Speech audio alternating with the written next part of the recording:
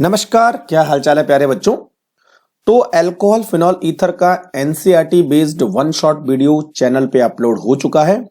आप लोगों ने देख के उसके कंसेप्ट समझ ले होंगे। उसका पीडीएफ भी डाउनलोड कर देना, मैंने वेबसाइट पे उसका लिंक दे रखा है। तो बच्चों, वीडियो के बाद आपको एमसीक्यू लगाने हैं और उसका पीडीएफ भी वेबसाइट पे है, वो अपलोड करके आप उसकी धीरे धीरे प्रैक्टिस करते जाओ। मैं आपको एग्जाम्पलर की प्रैक्टिस करवाऊंगा। तो आज हमारे पास है अल्कोहल फिनॉल ईथर और एनसीईआरटी एग्जाम्पलर से हम लोग इसके क्वेश्चन सॉल्व करेंगे। तो चलिए शुरू करते हैं। तो जैसा कि आपको पता है, दो टाइप के क्वेश्चन आते हैं, जिसमें एक आंसर होता है ऐसे क्वेश्चन है और जिसमें एक से ज्यादा आंसर होते हैं, इस तरह के क्वेश्चन है। तो पहले ऐसे क्वेश्चन देखते हैं जिसमें केवल एक ही आंसर है। तो question number 1, monochlorination of toluene in sunlight followed by hydrolysis with aqueous NaOH yield. तो यहां पर हमारे पास है टॉल्यूइन। तो टॉल्यूइन यानी बेंजीन के ऊपर CH3 और इसका हम करेंगे मोनोक्लोरिनेशन, यानी केवल एक ही क्लोरीन का ऐड करना है in the presence of UV light. तो बच्चों देखो, जब लाइट की प्रेजेंस में टॉल्यूइन का क्लोरिनेशन होता है तो यहां पर सब्स्टिट्यूशन रिएक्शन होती है। और कौन से substitution reaction? Free radical substitution reaction. तो ये जो कार्बन के साथ हाइड्रोजन जुड़े ना, ये रिमूव होते हैं, न कि बेंजीन के हाइड्रोजन रिमूव। तो अब हमें मिल जाएगा CH2Cl। क्लियर? अब इसका करेंगे हम hydrolysis in the presence of NaOH। तो NaOH में जो OH है ना, वो न्यूक्लियोफाइल है। तो न्यूक्लियोफाइल क्या करेगा? इस Cl को निकाल देगा और खुद उसकी जगह में आ जाएगा। तो अब आपको प्रोडक्ट मिलने वाला है, दिस इज बेंजाइल अल्कोहल। देखो, बेंजाइल अल्कोहल। तो कहीं ऐसा दे रखा है? Yes, number 4 is benzyl alcohol और यही हमारा आंसर हो जाएगा। क्लियर? दूसरा question, how many alcohols with molecular formula C4H10O are chiral in nature. तो पहले आपको यह देखना है कि C4H10 में कितने आइसोमर मिलेंगे और उसमें कितने कैरल कंपाउंड है। कैरल यानी ऐसा कार्बन जिसके चारों तरफ अलग अलग ग्रुप या एटम जुड़े होते हैं। तो C4H10 में एक तो आपको डायरेक्ट मिलेगा, ये वाला है ना, ये अल्कोहल है C4H10। दूसरा अल्कोहल है 2-ब्यूटेनॉल और तीसरा अल्कोहल है ये वाला अल्कोहल है। तो बच्चों, जितने भी प्राइमरी अल्कोहल है ना, वो कभी भी कैरल नहीं हो सकते हैं। यहां पर ये वाला देखो, एक कैरल मिल रहा है आपको, जिसमें ये वाला कार्बन कैरल कार्बन है, ये वाला कार्बन है ना। तो एक ग्रुप इधर, ये इथाइल ग्रुप इधर, H उधर और OH इधर। तो ये एक कैरल कंपाउंड है और बाकी दूसरा कैरल इसमें पॉसिबल नहीं है। और अगर आप टर्सरी बनाना चाहो तो टर्सरी में भी कैरल पॉसिबल नहीं है। तो केवल सेकेंडरी, जिसका नाम होगा 2-ब्यूटेनॉल, वो एक कैरल कंपाउंड है। तो आंसर हो जाएगा first. Question number 3, what is the correct order of reactivity of alcohol in the following reaction. तो यहां पर एक अल्कोहल HCl और ZnCl2 के प्रेजेंस में एल्काइल हैलाइड और वाटर बना रहा है।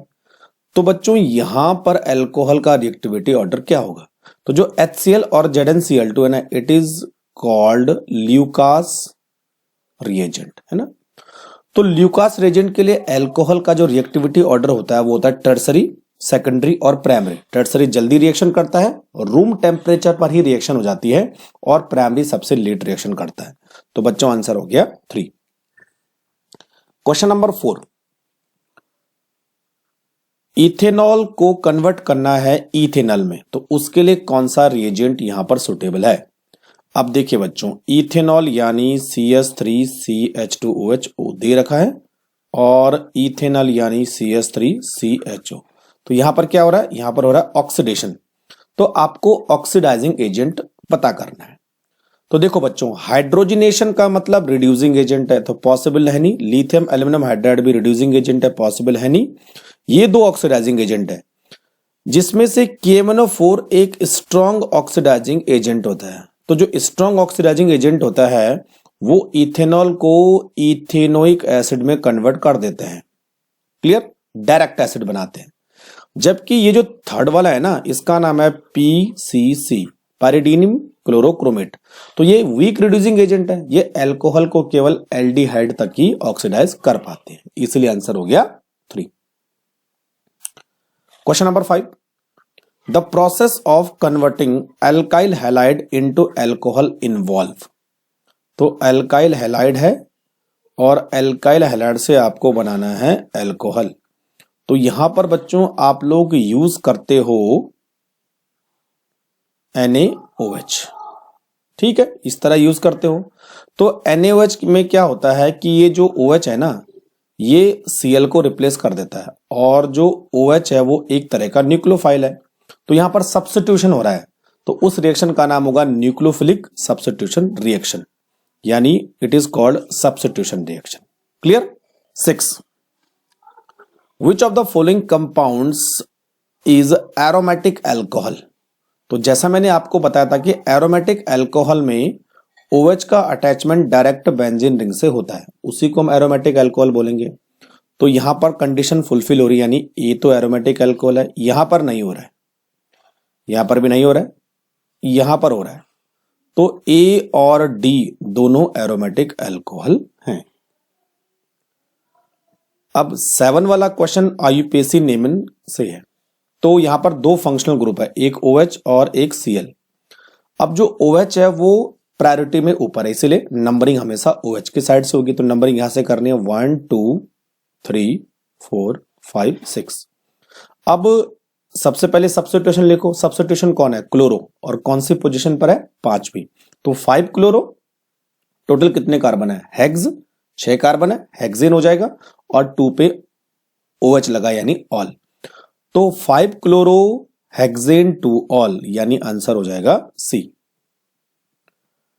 8 वाला भी IUPAC नेमिंग से है, और किसका नेमिंग करना में? मेटाक्रिसॉल। तो क्रिसॉल का मतलब होता है बेंजीन के साथ OH और CH3, और मेटा का मतलब दोनों एक दूसरे से 1 3 पोजीशन पर अटैच्ड होंगे। अब नंबरिंग OH की साइड से शुरू हो जाएगी, तो 3 जो है मिथाइल हो जाएगा, ये सब्स्टिट्यूशन बन जाएगा 3 मिथाइल, और इस पूरे का नाम होगा फिनॉल, 3 मिथाइल फिनॉल। तो आंसर हो जाएगा A। 9 में भी IUPAC नेम है, तो सारे ऑप्शन हम ओपन कर देते हैं। अब यहां पर ईथर है, और तो ये हमें लॉन्ग चेन बनानी पड़ेगी, है ना। तो 1 2 और 3। तो 2 पर जो है मिथॉक्सी है, 2 मिथॉक्सी प्रोपेन, 2 मिथॉक्सी प्रोपेन, ये तीसरा ऑप्शन सही है। अब question number 10, which of the following species can act as a strong base. अब देखिए बच्चों, यहां पर आपको कॉन्जुगेट एसिड बेस का कंसेप्ट समझना है। जैसे मान लिया जाए कि हमारे पास अल्कोहल है और दूसरा क्या है? वाटर है ना। तो वाटर ज्यादा अच्छे एसिड होते हैं एज कंपेयर टू अल्कोहल्स। तो यहां पर बनेगा ROH2, ये H इसको दे देगा, और दूसरा होगा OH माइनस, है ना। तो ये गुड एसिड है, तो ये इसका जो बेस होगा वो वीक बेस होगा, है ना। और alcohol it is a weak base, तो इसका जो वीक एसिड है, तो इसका जो बेस होगा जैसे RO माइनस, वो गुड बेस होगा। तो बोलने का मतलब यह है कि एसिड अगर वीक होता है तो उसका ऑक्साइड आयन या एल्कोक्साइड आयन स्ट्रॉन्ग बेस होगा। तो जब हम सब कंपाउंड को उनके एसिडिक ऑर्डर के अकॉर्डिंग लगाएंगे तो उनका जो बेस बनेगा वो वीक बेस बनेगा। तो इसी तरह से करना है। अब क्या करो बच्चों, इन सब पर आप एक H लगाओ, इनको आप पहले एसिड बनाओ, है ना। अब इनका रिएक्टिविटी ऑर्डर देखो, तो ये फिनॉल है, ये फिनॉल है, तो फिनॉल बेटर एसिड होते हैं। तो पहले फिनॉल, एसिडिक ऑर्डर में बता रहा हूं पहले आपको, उसके बाद वाटर यानी HOH, और लास्ट में अल्कोहल। तो ये इनका एसिडिक ऑर्डर है।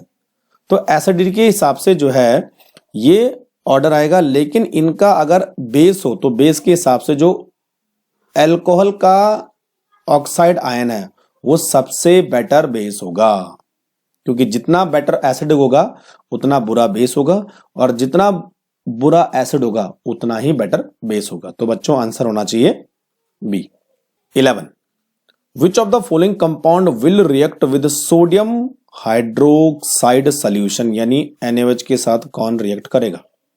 तो NaOH के साथ वही रिएक्ट करेगा जो स्ट्रॉन्ग एसिड होगा। ठीक है बच्चों, तो यहां पर देखते हैं। अब यहां पर ये है फिनॉल, ये है अल्कोहल, ये है अल्कोहल, ये है अल्कोहल। अगर मैं अल्कोहल और फिनॉल की बात करूं तो फिनॉल ज्यादा बेटर एसिड होते हैं एज कंपेयर टू अल्कोहल। और वैसे भी बच्चों NaOH के साथ अल्कोहल कभी भी रिएक्शन नहीं करता है। ठीक है, इसीलिए phenol is the correct answer. Phenol is less acidic then, तो इथेनॉल, इथेनॉल से तो बेटर एसिडिक है। ऑर्थोनाइट्रोफिनॉल, ऑर्थोमिथॉक्सीफिनॉल और ऑर्थोमिथाइल फिनॉल। तो फिनॉल पर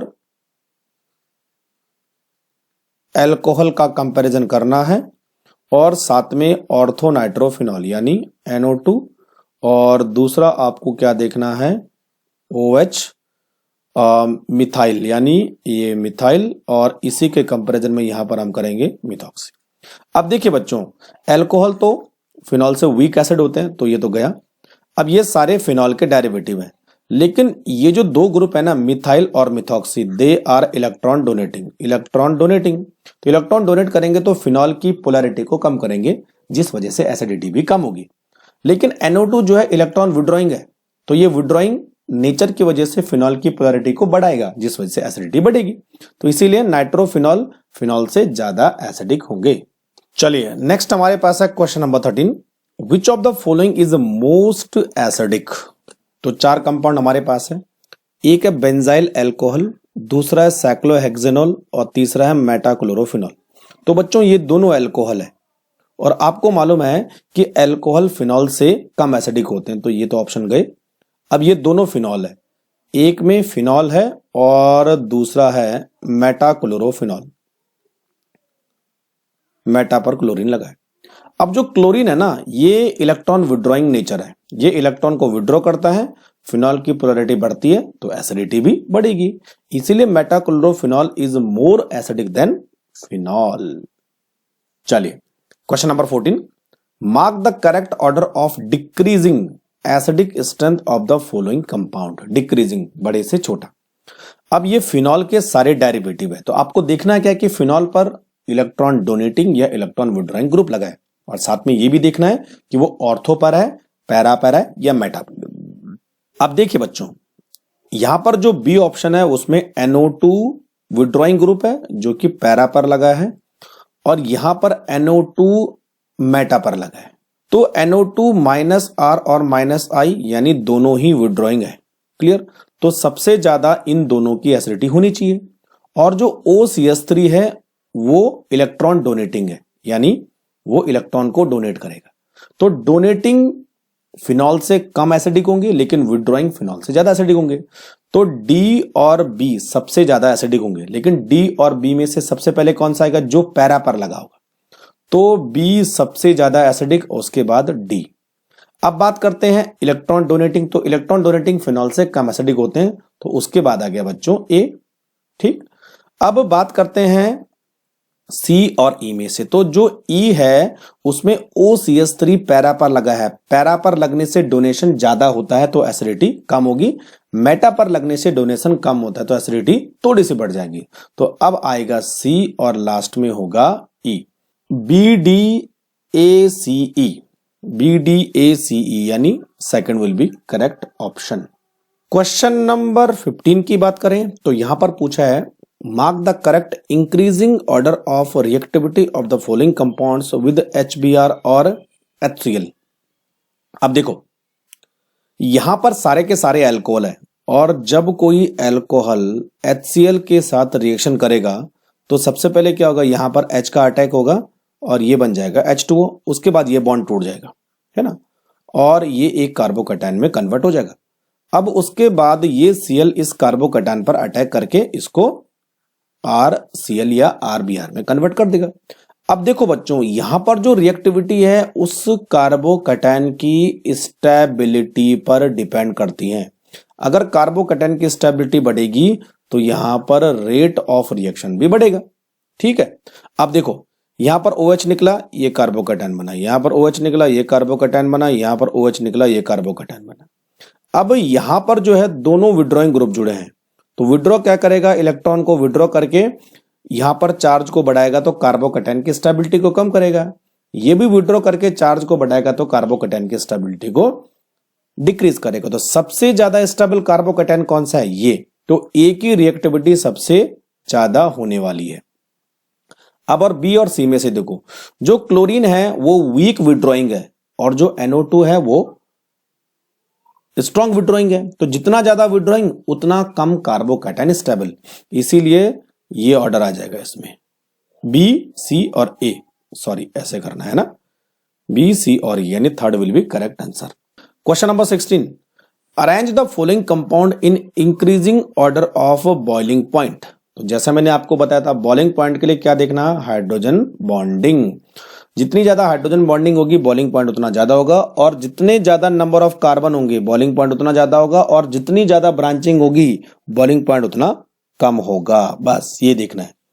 तो सबसे पहले हम लोग कार्बन को चेक करते हैं, propane 1 all 3 carbon, butane 1 all 4 carbon, butane 2 all 4 carbon, pentane 1 all 5 carbon, तो 5 कार्बन वाला सबसे ज्यादा, तो पेंटेन वाला सबसे ज्यादा होना चाहिए, तो सब में पेंटेन आ रखा है।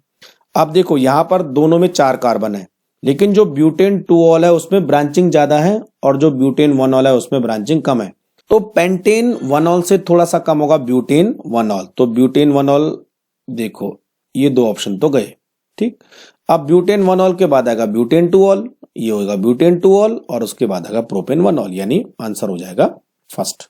अब दूसरे टाइप के क्वेश्चन जिसमें एक से ज्यादा ऑप्शन करेक्ट है। ठीक, question number 17, which of the following are used to convert aldehyde to alcohol. तो एल्डिहाइड एल्कोहल में कब कन्वर्ट होता है, जब इसका रिडक्शन होता है, और रिडक्शन के लिए किसकी जरूरत पड़ती है, रिड्यूसिंग एजेंट की। तो हम लोग रिड्यूसिंग एजेंट देखते हैं, देखो मेटल प्लस H2 ये भी होता है, लिथियम एल्यूमिनियम हाइड्राइड ये भी होता है, और NaBH4 ये भी होता है, यानी तीनों करेक्ट ऑप्शन है। RMgX फॉलोड बाय हाइड्रोलाइसिस नहीं होता है। 18 वाली में रिएक्शन आप देखो, विच of the following reaction will yield phenol. Phenol किस में बनेगा, क्लोरोबेंजीन है, NaOH, हाई टेम्परेचर और हाई प्रेशर। हाई प्रेशर दे रखा है, टेम्परेचर नहीं दे रखा है, लगभग 600 केल्विन, तो टेम्परेचर नहीं दे रखा, तो इसका मतलब यहाँ पे फिनॉल नहीं बनेगा। हो सकता है बच्चों मिस प्रिंट हो जाए, तो अगर टेम्परेचर की वैल्यू दे रखी है वो भी 600 से ऊपर, तो तभी जाके जो है क्लोरीन जो है OH के थ्रू रिप्लेस हो जाएगा और फिनॉल बनेगा, तो हम इस ऑप्शन को करेक्ट नहीं करते हैं। दूसरा ऑप्शन देखो, एनिलीन NaNO2HCl, तो पहले क्या बनेगा, डाइजोनियम सॉल्ट, और उसके बाद H2O वार्म, यानी यहां पर हमें फिनॉल मिलने वाला है, तो इधर तो फिनॉल मिलेगा। दूसरा बेंजीन ओलियम, ओलियम के साथ रिएक्शन करके बेंजीन बनाएगा, बेंजीन सल्फोनिक एसिड, और NaOH और H+ दोबारा से फिनॉल बन जाएगा, तो इसमें भी फिनॉल बन रहा है।